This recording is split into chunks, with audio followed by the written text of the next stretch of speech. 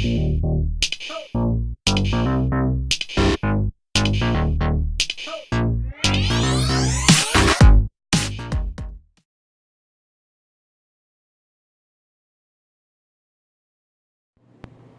and love, fam. Welcome back to the channel. It's your boy Montel. You know what it is. You know what I do. You know how it gets down. We'll get right into this one today, guys. We're talking about the love of self. We talked about that in previous videos, but I'm going to break it down a little bit more clear. All right, let's get into it, guys. Let's get into it. The love of self. Again, what we want to understand that, again, we are individuals, but we are made up of many more individuals. All those who came down the path, the bloodline before us, helped to produce us. So, we also have traits, not just physical. We have mental and emotional traits that are inherent in the potentiality of being expressed. Doesn't mean that you will express these things. They call this epigenetics, but we're going to keep it simple, guys. So you have the potentiality to lean towards a lot of the mental and emotional states that your parents actually were going through prior to your birth, and specifically your mother during the time of conception and you coming forth through the stages, the fetus, the embryo, etc. The embryo, the fetus, etc. All right. So let's get into what it is when we talk about the love of self. All right, authentic love. Many of us don't really understand what it is to love ourselves. All right, because we've been taught or misguided, whether directly or indirectly, into believing that certain things mean that it's love.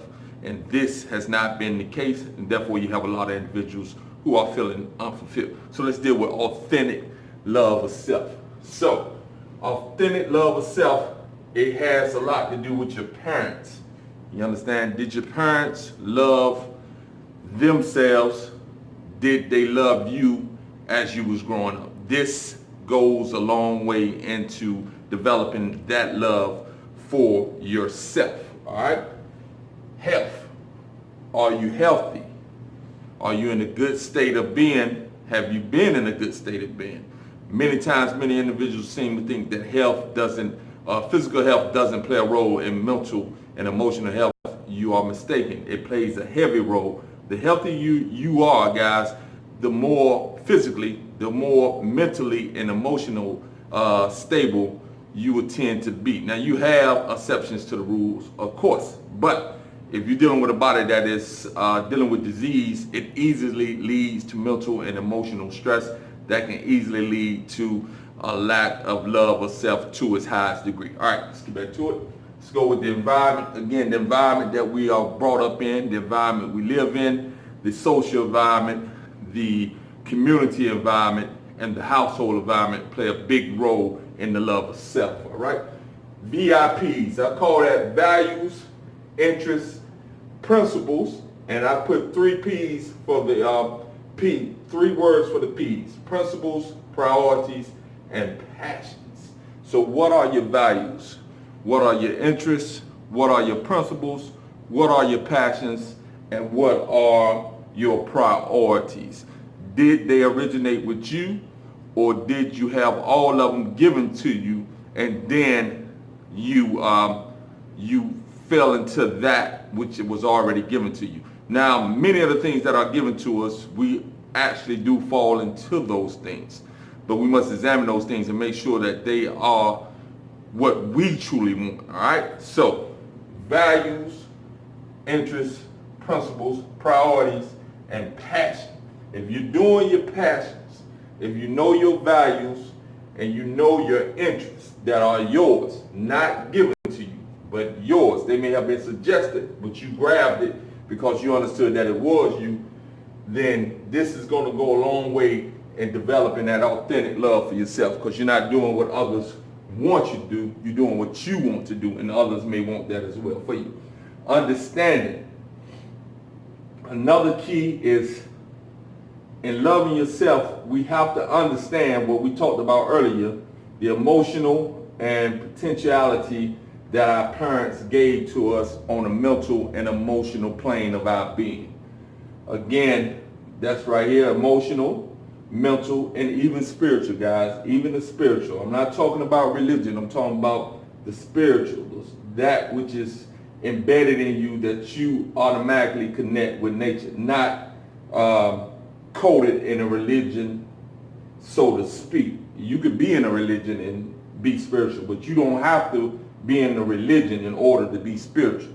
Religion is man-made. Spiritual is the essence of our beings. All right. Months before, again, we're talking about what the parents, what was their state of being the months before it led up to them even getting together to conceive us. All that plays a role. Again, we're dealing with epigenetics, and those potentialities are wrapped up in the cell. We're deep, guys. We're deeper than what you think. Then through conception, as we talk about, and then the birth. Once we're birthed into this world, how did our upbringing go? All right. Manufactured love. Now, this is the false love that most of us deal with on a daily basis because we have not developed authentic love for ourselves. All right. So this is manufactured love through material things, through popularity, wanting to be known, wanting to be seen, acceptance, doing anything to be accepted by those who you think are popular and are accepted by society. Money. Now let's get this straight, guys. Money is a big deal in this society. The more we have, the more we are able to do the things that we need to do in order to survive. Without money, you will be on the street. You will be butt naked. You will be in a lot of trouble. So money does matter, but money can never bring you true love. But it can alleviate some of the stresses that you're gonna face if you don't have money in a capitalistic society. Power. Again, the power to do things or becoming a boss over individuals. Not really true power, but power given to you by other individuals. I keep biting my tongue. By other individuals, and that is not true power. True power is that which is generated from within and from a position of love. All right.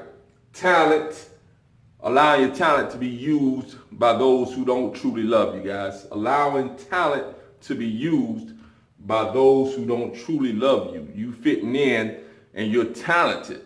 So they love the talent, but they don't necessarily love you. And you realize this, but you use your talent to get next to individuals that don't really care about you. All right, so we want to alleviate ourselves from this. We want to ingrain ourselves in this. And again, a lot of this comes from understanding the emotional potentiality of our parents. All right, peace and love, guys. Have a great day.